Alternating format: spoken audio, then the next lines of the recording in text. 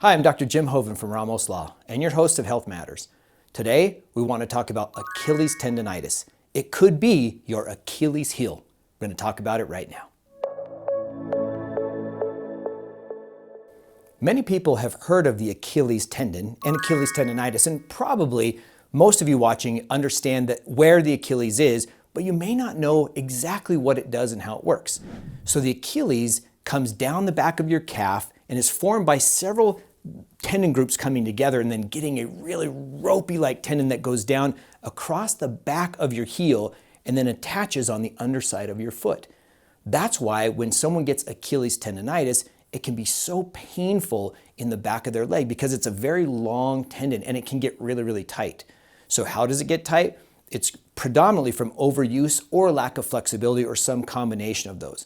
Now there can be a trauma involved too, where especially with someone who has not been doing a lot of running or jumping or that kind of thing, and then goes into that activity, you put a lot of stress on that Achilles tendon, and stress over time that can't be adapted or brought into the system as productive stress always ends up as pathologic stress, and that means Achilles tendinitis. Now, here's the thing with Achilles tendinitis. If that tendon inflames, remember, itis, I-T-I-S, means inflammation, in this case, of the Achilles tendon.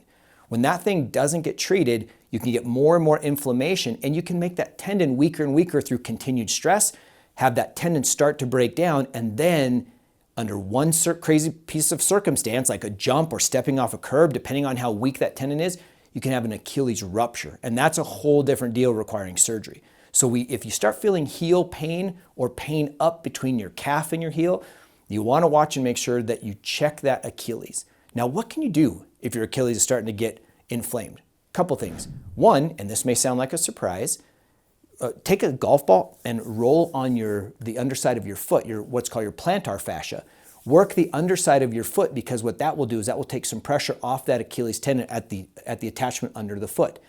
Also, if your Achilles is really hurting, don't overstretch it, because now if they're starting to get little tears in there and you overstretch it, then you can create more of that pressure on the way that it doesn't want to go. So looking at doing light massage, look at doing something called transverse friction.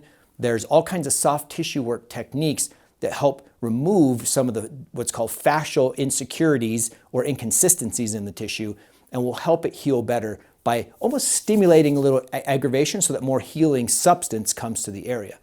Obviously, icing if you have Achilles tendinitis, and after activity, and heating it up before activity, getting blood flow to that area so that the muscle becomes pliable, that tendon starts getting as much blood flow as it can in the area around it. All of that works good.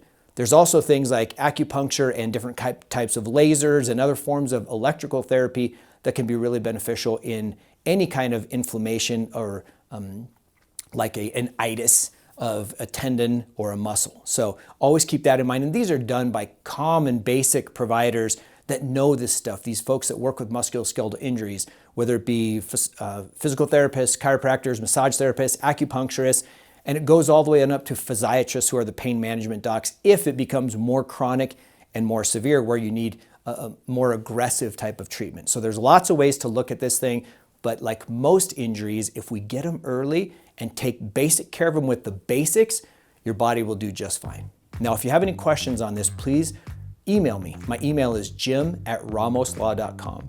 You can also reach out by one of our social media platforms or on Facebook, Instagram, Ramos Law. You can find us anywhere, and you can reach out that way too. And if you found this to be helpful, please share it with someone. That just makes our day when we know that you find the value from what you're getting and you think enough to send it to someone else. So I hope this has helped, and by all means, if you have other things that you want us to talk about, let me know.